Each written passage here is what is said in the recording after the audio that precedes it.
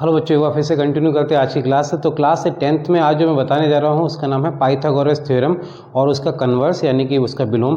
तो Pythagoras theorem के ऊपर हम लोग देखते हैं किस तरीके से इसको प्रूव करते हैं। तो क्लास से दिस इज 10th क्लास, ठीक है। तो 10th क्लास में पाइथागोरस थ्योरम हम लोग स्टडी करते हैं। तो चलिए पाइथागोरस थ्योरम के बारे में देखते हैं। तो पाइथागोरस थ्योरम का जो कथन था वो सबसे ज़्यादा इंपॉर्टेंट चीज़ है। पाइथागोरस थ्योरम या प्रमेय जिसे आप हिंदी में लिख सकते हैं। तो इसका कथन जो है वो है कि अगर किसी समकोण त्रिभुज में, ठीक है, किसी समकोण त्रिभुज में कर्ण का वर्ग शेष दो भुजाओं के वर्गों के योग के बराबर होता है। तो यहाँ पर इसका कथन आप लिख लीजिएगा कि समकोण त्रिभुज में कर्ण का वर्ग शेष दो भुजाओं के वर्गों के योग के बराबर होता है। तो यहाँ पर इस कथन को अगर इंग्लिश में बात करें तो आप कह सकते हैं in a right angle triangle square of hypotenuse is equal to the squares of the other two sides, ठीक है। तो ये आपके पास में इंग्लिश में कथन हो जाएगा, स्टेटमेंट हो जाएगा। तो अब इस थ्योरम को हम प्रूव करने के लिए हमें क्या एक ट्रायंगल बना लेते हैं। तो देखिए ये मैंने एक ट्रायंगल बना लिया इस थ्योरम को प्रूव करने के लिए। तो ये ट्रायंगल का नेम दे देते हैं, दिस इज ABC। तो इस ट्रायंगल को लिख लेते हैं। हमारे पास में क्या दिया हुआ है, व्हाट वी आर गिवन, दिया है कि एक त्रिभुज दिया है आपको, त्रिभुज ABC, और इस त्रिभुज में एंगल जो A है उसको आप 90 मान लीजिए। दिस इज एंगल A 90 दिया हुआ है, ठीक है। अब आगे आते हैं, सिद्ध करना है। तो आपको क्या सिद्ध करना है कि इस त्रिभुज में जो आपको मैंने बताया था कर्ण की अगर बात करें तो 90 के सामने की साइड कर्ण हो जाएगी। तो इसका मतलब BC का स्क्वायर इज इक्वल टू हो जाएगा AB square plus AC square. ये हमें सिद्ध करना है। अब आगे चलते हैं तो एक हमें रचना करनी पड़ेगी और रचना जो है वो सीधी सी है कि आप A से आप इस सामने वाली जो भुजा है उसके ऊपर लंब गिरा दीजिए। दिस इज हमने क्या किया है, AD परपेंडिकुलर BC, ये हमने रचना करी है, यानी कि A से BC के ऊपर एक लंब गिरा दिया है। अब हम उत्पत्ति की बात करते हैं, यानी कि प्रूफ की अगर बात करें तो हमारे पास में प्रूफ आप यहाँ से स्टार्ट कर सकते हैं। इन दोनों त्रिभुजों में तुलना करते हैं। कौन कौन से त्रिभुज में, त्रिभुज ABD व त्रिभुज ABC में, इन दोनों त्रिभुज में तुलना कर रहे हैं। तो देखिए अगर हम देखें तो ये एंगल दोनों में कॉमन है। आप ABD में भी ये देख रहे हैं और पूरा ट्रायंगल ABC में भी ये एंगल देख रहे हैं। तो आप कह सकते हैं कि angle B is equal to angle B, ये हो जाएगा उभयनिष्ठ यानी कि कॉमन। नेक्स्ट अगर हम एंगल की बात करते हैं तो आप देखिए ये इसमें जो एंगल 90 है ये वाला एंगल, और इसमें हमारे पास में ये ऑलरेडी हमने माना हुआ था त्रिभुज 90 डिग्री का है। तो यहाँ पर 90 है, ये 90 यहाँ पर है। अब ऐसे कह सकते हैं कि ADB is equal to BAC is equal to 90 degree, ठीक है। तो आप कह सकते हैं कि A क्राइटेरिया से, क्योंकि हमें मालूम है दो आपके पास में एंगल इक्वल है तो तीसरा एंगल अपने आप ही इक्वल होगा। तो A क्राइटेरिया से यानी कि A से ये दोनों त्रिभुज जो हैं, त्रिभुज ABD। अब यहाँ पर जरा इंपॉर्टेंट चीज़ आती है कि देखिए क्या चीज़ किसके करस्पॉन्डिंग हो रही है। तो यहाँ पर देखिए D के करस्पॉन्डिंग A है, तो D यहाँ पर है तो इसके करस्पॉन्डिंग A आ गया। B के करस्पॉन्डिंग B है, B के करस्पॉन्डिंग B हो गया। तो क्या रह गया, दिस इज C, ठीक है। तो ये करस्पॉन्डिंग ऑर्डर में लिखना बहुत इंपॉर्टेंट चीज़ है। तो अब आप देखिए जब ये हमारे पास में करस्पॉन्डिंग ऑर्डर में आ चुका है तो हमें मालूम है जब त्रिभुज समरूप होते हैं, सिमिलर होते हैं, तो उनकी भुजाएं भी समान अनुपात में होती हैं। तो यहाँ पर आप देखिए आप लिख सकते हैं कि AB के अनुपात में क्या आएगा, this is BC, AB upon BC is equal to, यहाँ पर देखें तो दिस इज BD और यहाँ क्या हो जाएगा, दिस इज AB। तो इस तरीके से अगर आप क्रॉस मल्टीप्लिकेशन कर ले तो पहली इक्वेशन बन जाएगी AB square is equal to BD into BC। This is the first equation और इसे इक्वेशन नंबर 1 मैंने मार्क कर दिया। इसके बाद में हम आगे बढ़ते हैं, इसी के साथ में मैंने लाइन खींच दी क्योंकि लगभग यही काम आपको यहाँ करना है। तो अब आप आगे चलते हैं इस त्रिभुज में, यानी कि त्रिभुज ADC व त्रिभुज ABC में, यही काम सेम इसमें आपको करना है। तो देखिए आप अगर देखें तो angle C is equal to angle C, यहाँ पर भी उभयनिष्ठ है, यहाँ पर भी दोनों में ये कॉमन है। एंगल C आप ADC ट्रायंगल में भी है और ABC पूरे ट्रायंगल में भी है।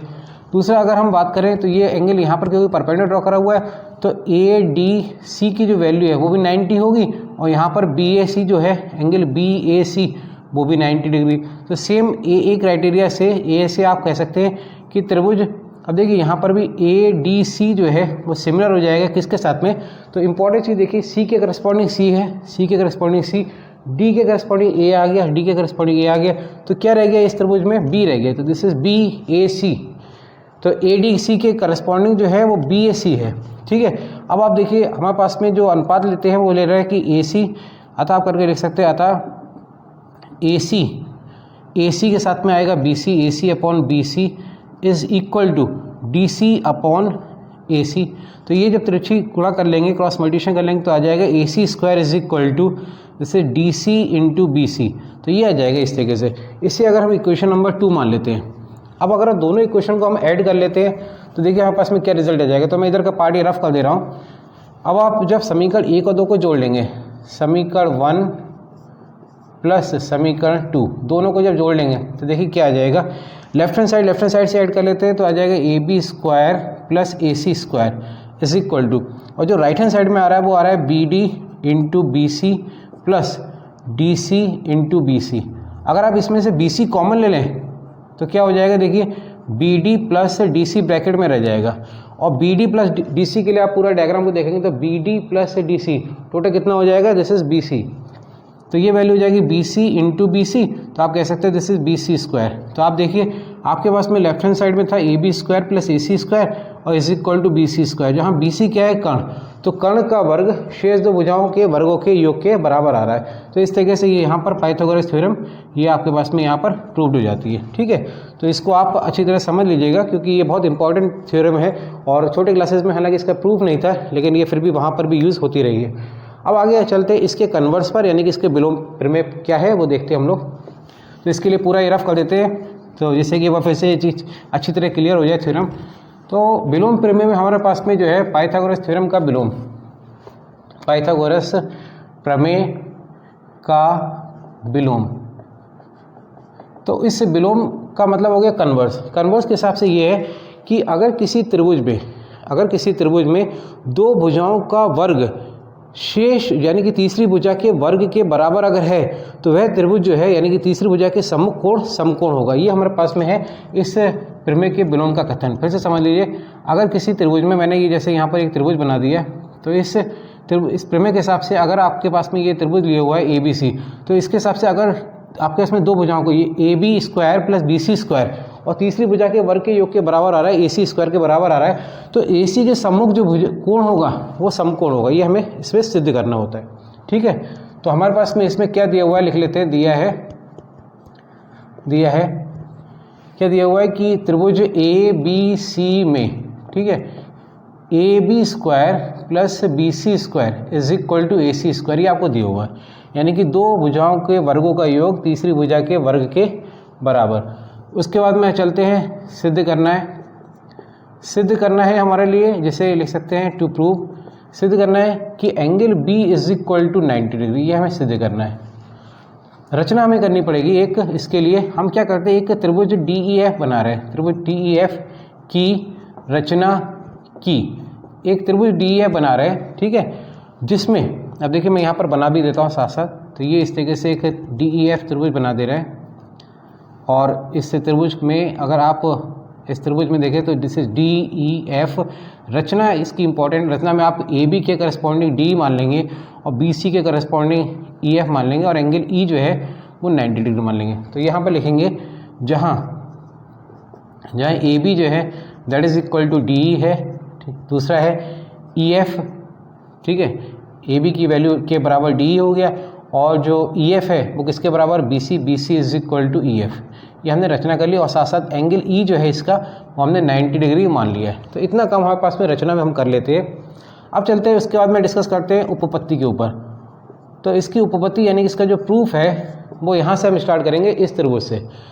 त्रिभुज DEF में देखें, अगर त्रिभुज DEF में अगर हम इसमें देखें तो देखिए पाइथागोरस प्रमेय हमारे पास मालूम है, क्योंकि angle since angle E is equal to 90 degree दिया हुआ है, तो इसका मतलब ये हो जाएगा कि हम पाइथागोरस थ्योरम का यहाँ पर प्रयोग कर सकते हैं। पाइथागोरस प्रमेय से, पाइथागोरस प्रमेय के हिसाब से अगर हम इसे देखें तो यहाँ पर पाइथागोरस थ्योरम एप्लीकेबल हो जाएगी, यानी लगा सकते हैं। तो क्या हो जाएगा, यहाँ पर जो एंगल अगर ये 90 है तो इसके सामने कट बन रहा है DF, तो DF का वर्ग, ठीक है, this is DF square is equal to क्या हो जाएगा, this is DE square plus EF square हो जाएगा, ये हो जाएगा। लेकिन हमारे लिए आप देखिए इनके मान दिए हुए हैं, यानी कि D किसके बराबर, AB के। ठीक है, तो हम ये मान रख देते हैं। अब यहाँ पर DF square is equal to लिख देते हैं, D किसके बराबर है, AB स्क्वायर के, और EF किसके इक्वल है, दिस इज BC स्क्वायर के। तो आप ब्रैकेट में लिख देते हैं कि चूँकि D is equal to B C, और आपके पास में sorry D is equal to A B, D is equal to A B, और E F is equal to B C. ये आपके पास में आपने रचना से करा था, रचना से, ठीक है। इस तरीके से आप लिख देंगे कि ये रचना से हमारे पास में रिजल्ट पहले से ही है, तो इसीलिए हमारे पास में ये जो पार्ट है ये हम इसे रिप्लेस कर सकते हैं, रख सकते हैं। लेकिन हमारे पास में एक रिजल्ट पहले से देखिए, लेकिन रिजल्ट ये है कि आपके पास में A B square plus B C square की वैल्यू ए सी स्क्वायर के इक्वल है, तो ऐसे A C square is equal to लिख सकते हैं A B square plus B C square, ये आ जाएगा। अब अगर इसको समीकरण 1 मान लें, पहले वाली को इसको समीकरण 2 मान लें, तो समीकरण 1 व 2 से क्या रिजल्ट आ जाएगा, समीकरण 1 व 2 से तुलना करके देखिए क्या आ रहा है। ए बी स्क्वायर यहाँ पर है, बी सी स्क्वायर यहाँ पर है, तो D F is equal to A C आ गया। तो यहाँ पर मैं लिख देता हूँ, इसको एक काम करते हैं ऊपर का पूरा रफ कर देते हैं जिससे क्लियर हो सके। तो हमारे पास में जो रिजल्ट आ रहा है वो आ रहा है D F is equal to A C. तो देखिए यहाँ पर इसको नोट कर लेते हैं, इससे रिजल्ट आ रहा है D F is equal to A C. यहाँ पास में रिजल्ट आ गया, इसको हम समीकरण नंबर 3 मान लेते हैं। अब हम इन दोनों त्रिभुजों में जरा कंपेयर करने जा रहे हैं, त्रिभुज ए बी सी व त्रिभुज डी ई एफ में तुलना करते हैं। देखिए क्या आ रहा है, देखिए ए बी किसके इक्वल है, जैसे डी ई के इक्वल है। ये कैसे है, रचना से, ये रचना से आपके पास में इक्वल है। बी सी किसके इक्वल है, B C is equal to E F, ये भी रचना से आपके पास में इक्वल है।